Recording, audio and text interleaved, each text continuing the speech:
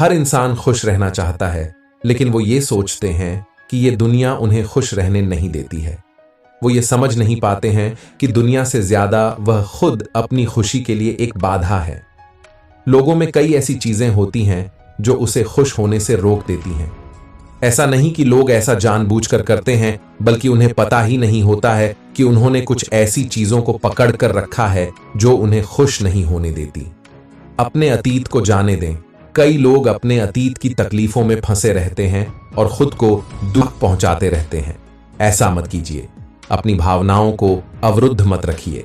अतीत को आप बदल नहीं सकते और अतीत में कई गलतियां लोग तब करते हैं जब वो नासमझ होते हैं।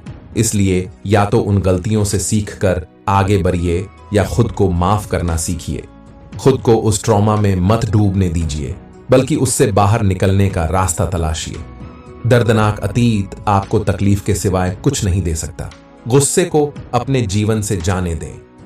गुस्से की भावना इतनी शक्तिशाली होती है कि उसके प्रभाव में आकर आप अपनी खुशियों को बर्बाद कर लेते हैं। गुस्से में किया गया हर काम या तो आपको नुकसान पहुंचाता है या गुस्से में किए गए नुकसान से पछतावे की भावना से भर देता है। गुस्सा होने में 2 मिनट का भी समय नहीं लगता, लेकिन उससे जो नुकसान होता है उसकी भरपाई में सालों लग जाते हैं और आपकी मानसिक शांति भंग होती है। नफरत से भी मुक्त हो जाएं। आपकी नफरत केवल दूसरों को तकलीफ नहीं पहुंचाती, बल्कि आपको भी तकलीफ पहुंचाती है। आप हमेशा उस नफरत की आग में जलते रहते हैं और इस भावना से खुद की मानसिक शांति खराब कर लेते हैं। नफरत किसी भी हालात में एक जायज भावना नहीं है। यह आपके सोचने समझने की क्षमता को प्रभावित कर देती है।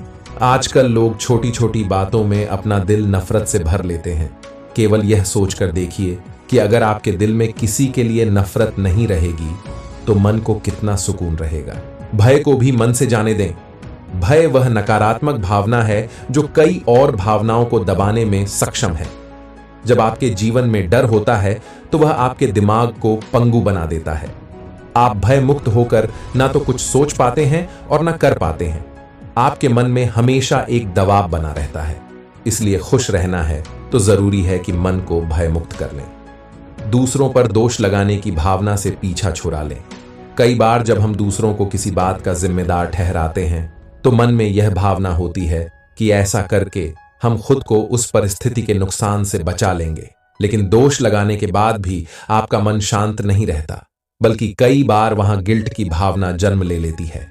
दोषारोपण से आप क्षणिक लाभ पा सकते हैं, पर यह आपको खुश होने का मौका नहीं देती है।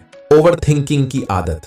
कई लोगों में ओवरथिंकिंग की आदत होती है, जिससे वो परिणाम के बारे में या किसी विषय के बारे में जरूरत से ज्यादा सोच सोचकर परेशान रहते हैं। उनका मन वो कल्पनाएं भी कर लेता है जिसकी होने की संभावना ना के बराबर होती है। ओवरथिंकिंग स्ट्रेस के साथ साथ डर को भी जन्म देता है और ऐसे में खुशी आपसे कोसों दूर हो जाती है। दूसरों से उम्मीद करना या उनकी उम्मीदों पर खरा उतरना। दूसरों से जब आप उम्मीद करते हैं और वह उम्मीद पूरी नहीं होती है तो आपको दुख होता है। दूसरों से उम्मीद रखना गलत नहीं है, लेकिन कुछ लोग हर बात पर सामने वाले से उम्मीद रख बैठते हैं। हर बार आपकी उम्मीद पूरी हो जरूरी तो नहीं, इसलिए उम्मीद के भाव से खुद को मुक्त रखिए और हर हाल खुद को संतुष्ट रखने का प्रयास कीजिए।